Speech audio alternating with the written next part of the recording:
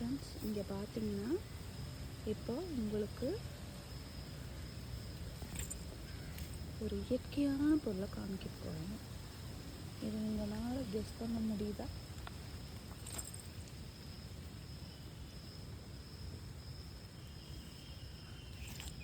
அஞ்சறி உள்ள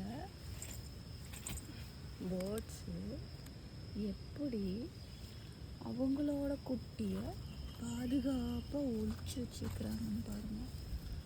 இது வந்து ஒரு முட்டை, இது வந்து மயில் முட்டை. அது எப்படி ஒழிச்சு வச்சுட்டு போயிருக்கு பார்த்தீங்களா? இது பாம்புலேருந்து ஒழிச்சு வைக்கணும், காக்கா குருவியிலேருந்து ஒழிச்சு வைக்கணும்.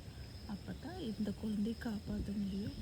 அந்த அளவுக்கு அது வந்து யோசித்து எப்படி ஒழிச்சு மறைச்சி வச்சுருக்குது.